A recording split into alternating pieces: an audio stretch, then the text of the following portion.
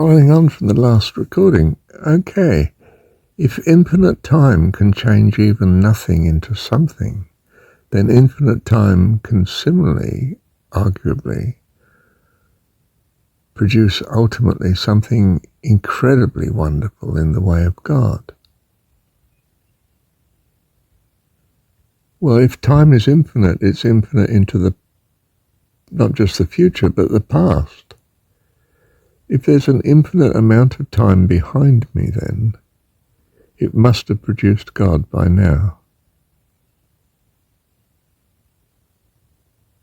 You know, if it's produced anything, then an infinite amount of time behind me must have produced God. A trillion times by now, because it's infinite. I mean, beyond my comprehension, but in some sense, whatever infinite means. I'm back to God, the inevitability of God now. Wow, I didn't expect that. I've got a theory of the inevitability of God that's based on the premise of time being infinite. And if you say time is not infinite, then it's highly likely that you haven't got enough time to produce God.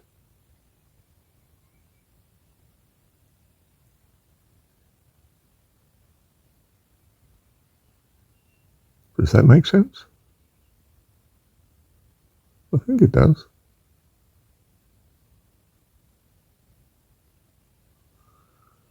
Well, of course, the religious chip in on this is to say, well, no, I mean, time might be infinite or finite, but God is infinite, and He's the author of time as well.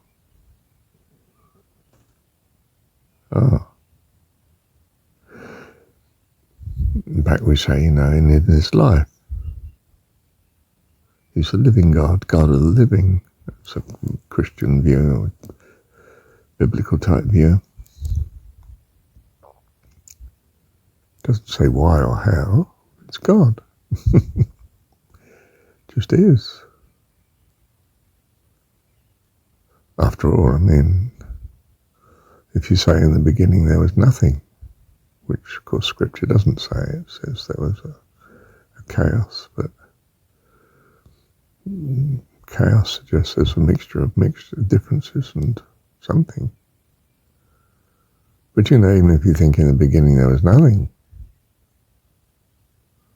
well,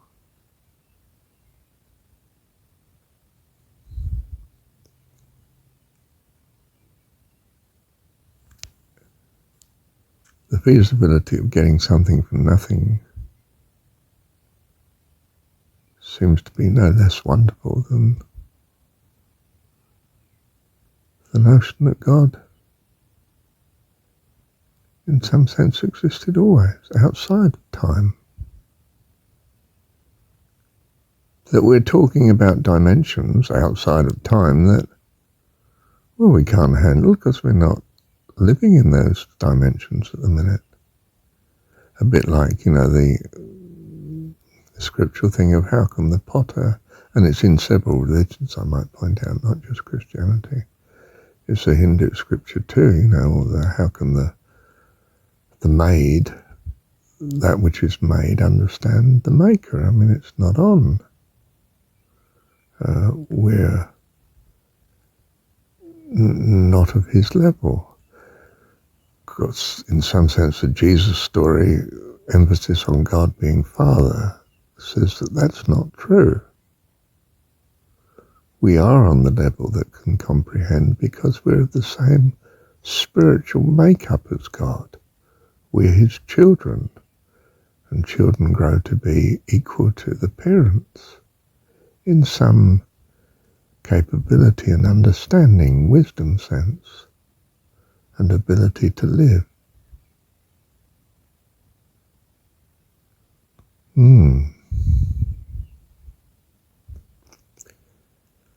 Wow. I think my mum has a saying that matches this. There's more things in heaven and earth than you or I ever dreamed, love. She tucks you up in bed and you fall asleep. Bless you. Thank you, Heavenly Dad.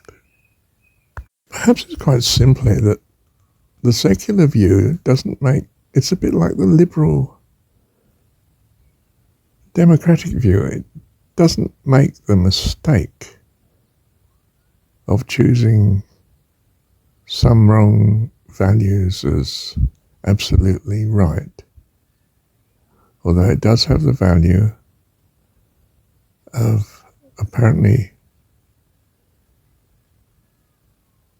seeking endless discussion and negotiation without ever coming to an absolute conclusion that says anyone else is wrong.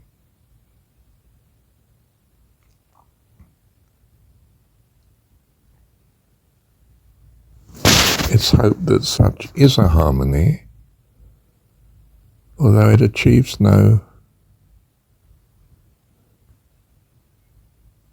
conclusive agreement as to what is right. It avoids what is right for the sake of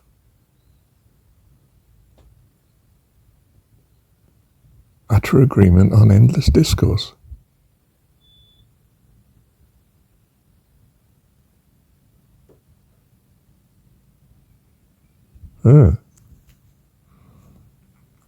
Whereas the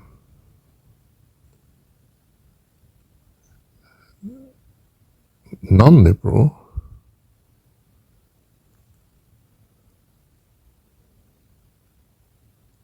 argues that no conclusion is a definite disaster. It's best to be right, or you end up dead. Well, worse than that, because could end up with eternal suffering of dying, hell, whatever that is. Pain and fear and worry and,